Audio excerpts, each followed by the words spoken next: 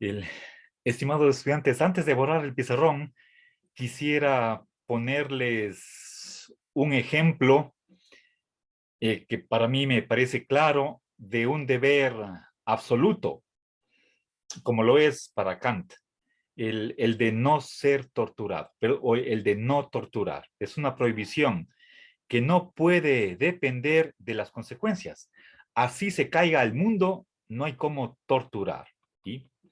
Recuerden, el Kant se adhiere a ese viejo adagio antiguo, fiat justitia et pereat mundus, ¿sí? Hágase justicia y que perezca el mundo. Bueno, pero por supuesto no todos tienen esa opinión. Rawls, que está muy influenciado por Kant, también sigue en este punto ese adagio, pero en cambio, piensen ustedes en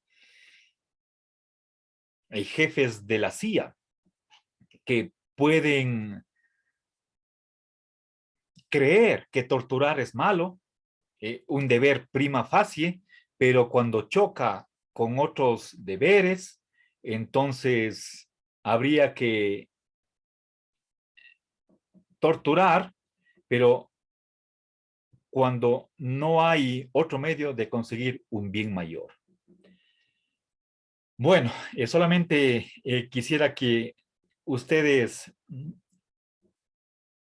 mediten qué hacer en caso de conflicto de valores.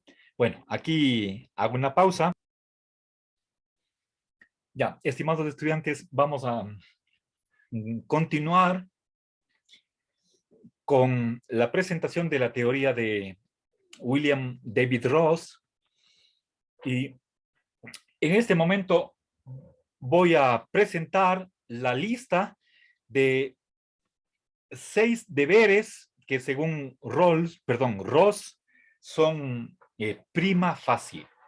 Es decir, deberes absolutos eh, a condición de que no choquen con otros valores, con otros deberes que también son prima facie. A ver, voy a tratar de reordenarlos para que su presentación sea, a mi modo de ver, un poco más sistemática.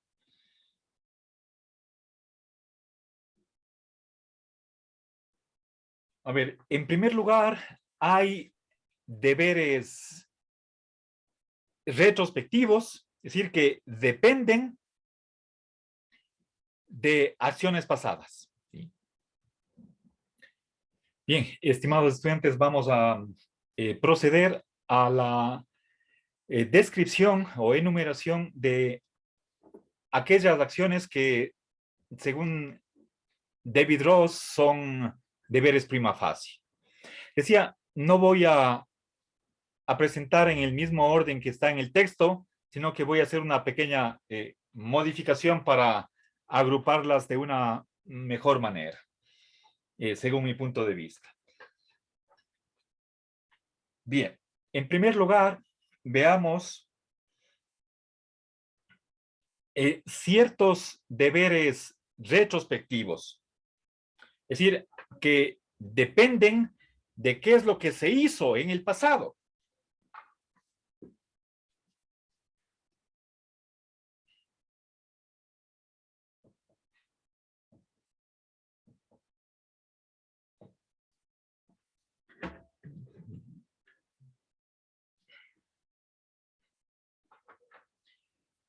A ver, un primer deber prima facie depende de qué es lo que el agente hizo, qué acciones ocurrieron, fueron realizadas por el agente.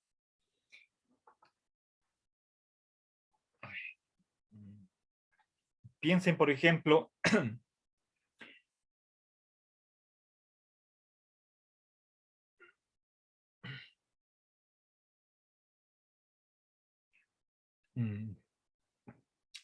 el deber de reparar o corregir una injusticia.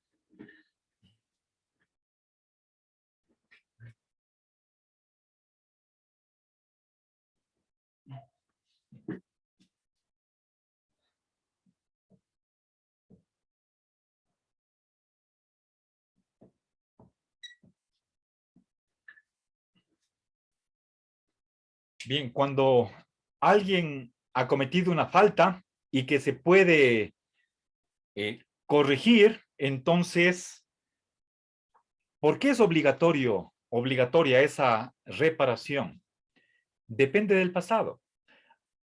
Alguien resultó perjudicado por una acción que uno hace y por lo tanto eso hay que remediar. Bien, ese es un deber, según Rawls, prima facie, ¿sí? Un deber absoluto, siempre y cuando no entre en conflicto con otro deber prima facie.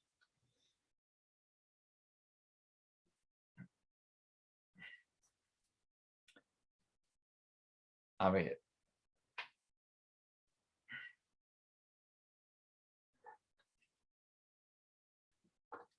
un, un segundo deber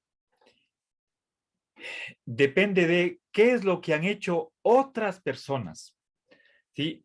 Obligaciones prima facie que dependen no de qué es lo que hizo uno, sino de qué es lo que hicieron los demás. Y sobre todo, cuando yo he sido un receptor, un recipientario de las acciones de otras personas. Por ejemplo, un beneficiario. Entonces, en ese caso, eh, tenemos obligaciones de gratitud.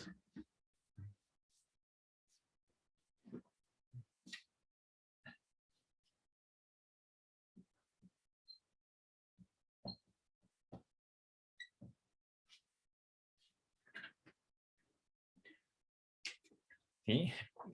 Es decir, cuando nosotros hemos recibido favores de otras personas, entonces quedamos en deuda. Por eh, quedar en deuda significa que tenemos que devolver, ¿sí? Esos favores. No por una especie de mercantilismo, de tanto te doy y tanto me das, sino quizás en el fondo se trata de un deber de reciprocidad, de prestarnos ayuda mutua. El que uno reciba un favor, eso es la causa, el motivo para que uno también favorezca a la otra persona. Y eso, ese lazo de reciprocidad es con respecto a toda la sociedad. ¿Sí? Eso es parte de la solidaridad.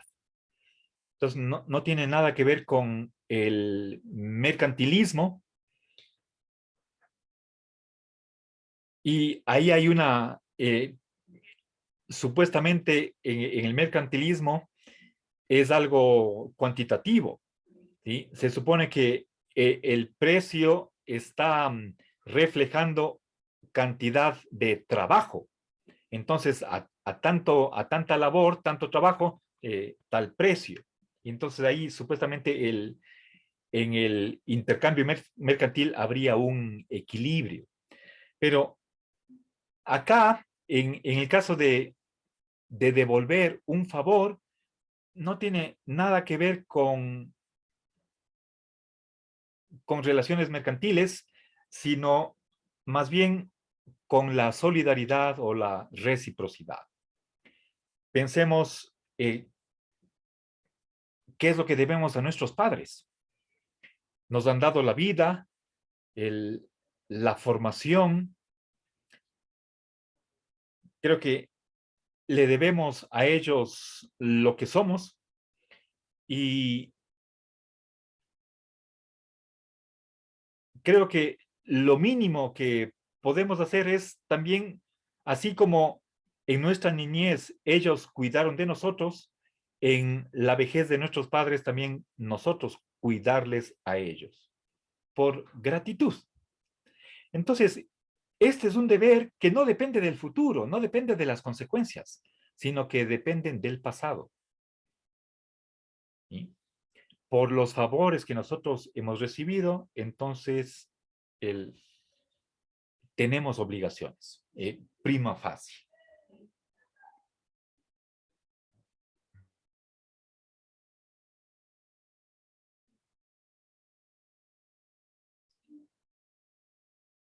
A ver, iba a reordenar, pero bueno, en realidad no estoy presentando en el orden en el que está en el libro de Hospers.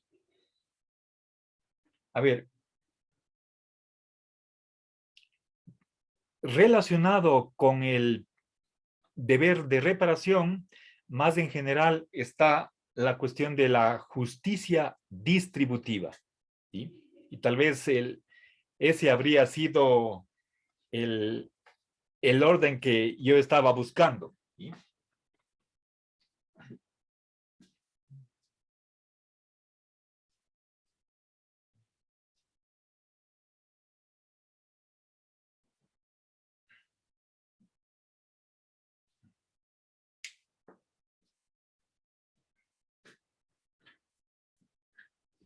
A ver, miren, aquí la justicia en la que está pensando William David Ross es la distributiva.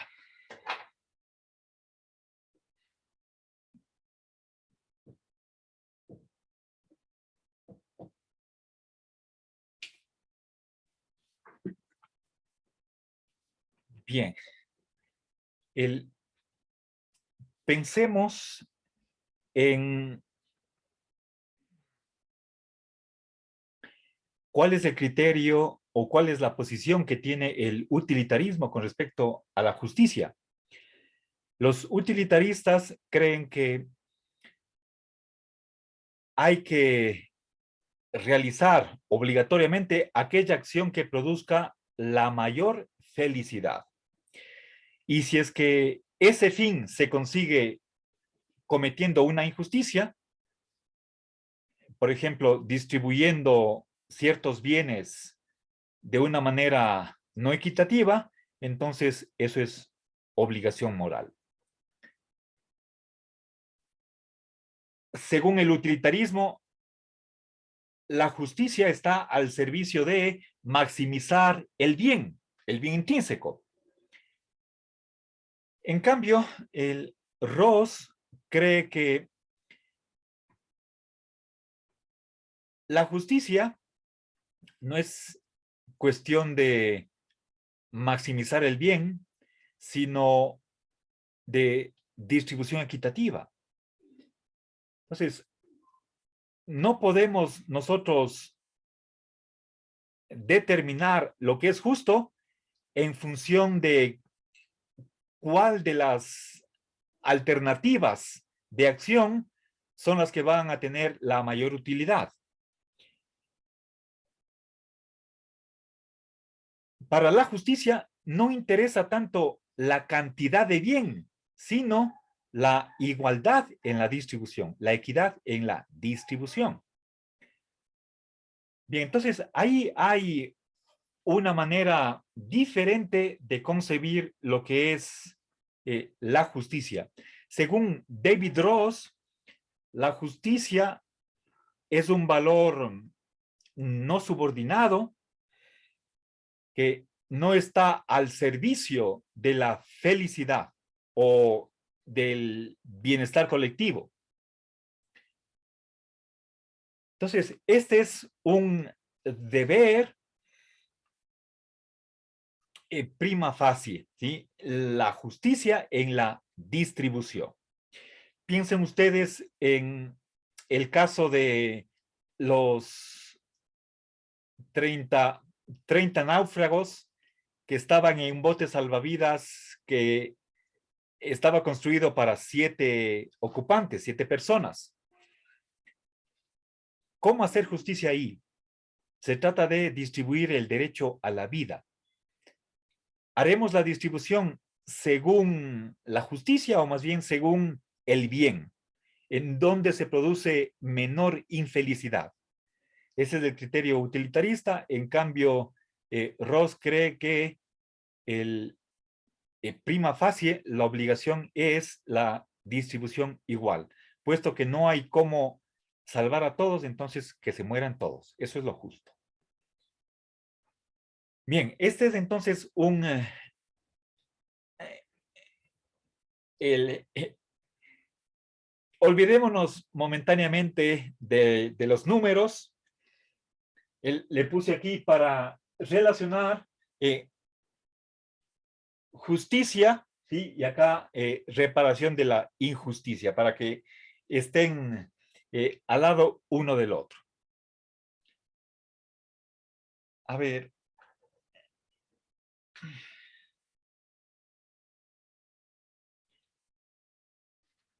Al lado de gratitud, Ross menciona la fidelidad.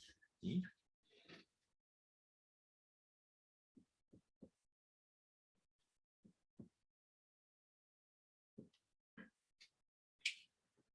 Nuevamente, esta virtud está dependiendo de favores recibidos o de cierta relación personal que uno tiene con otras personas o incluso con una causa. Nuevamente se trata de deberes de tipo retrospectivo que tienen su origen o han surgido por algo que sucedió en el pasado. A ver, voy a añadir 3 deberes prima facie que son los siguientes. Pongamos en cuarto valor el deber de beneficencia. ¿Sí?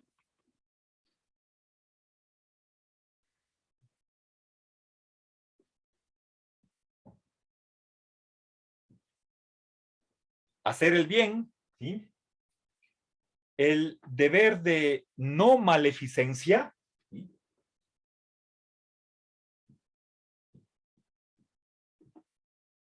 No hacer el mal, no perjudicar a otros. Recuerden, hay un viejo adagio latino, bonum est faciendum, malum vitandum. ¿Sí? Debe hacerse el bien y debe evitarse el mal. 2 cosas diferentes.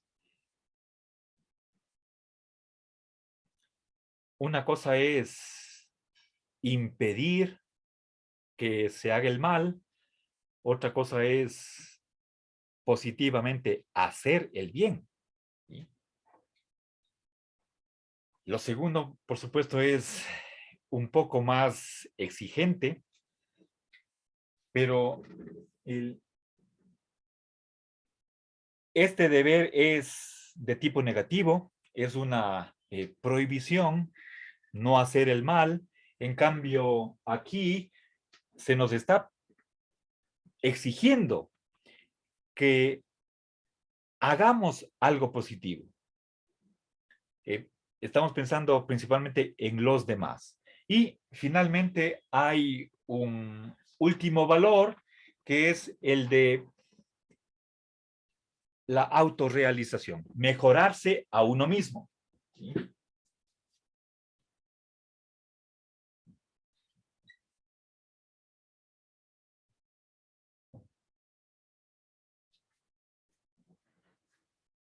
Bien.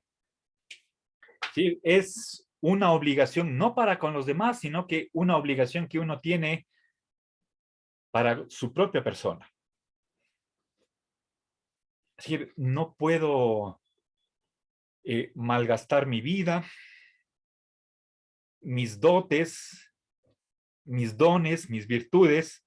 Estamos en la obligación de desarrollar esas buenas cualidades, esas virtudes que tenemos. ejercitarlas para que se potencien. Entonces, obligaciones con respecto a otras personas y la última obligación con respecto a uno mismo. Bien, estos son los deberes que Rawls considera son prima facie, deberes absolutos, siempre y cuando no estén en contradicción con otros deberes que a primera vista también son obligatorios. Ahora, de esta lista, tres han sido retomados en otro tipo de ética y son el 4, 5 y la justicia. ¿Sí? Si nosotros quisiéramos tal vez relacionar con cuál es esa regla suprema, por ejemplo, del derecho natural o de la ley natural, entonces es esta de hacer el bien, evitar el mal y ser justos. Piensen, por ejemplo, los estoicos. Séneca cree que todos tenemos obligación de actuar por justicia, que entre otras cosas significa prohíbe el enriquecimiento ilícito. ¿Sí? Bueno, esto de autorrealización tampoco es una novedad, un invento de Rawls. Podemos decir, está en algunos autores antiguos, por ejemplo, se puede ver eso en Aristóteles. Recuerden la idea de actualizar nuestras potencialidades, ¿sí? Eso es un autodesarrollo, ¿sí? Bueno, Aristóteles también habla de la justicia eh, conmutativa.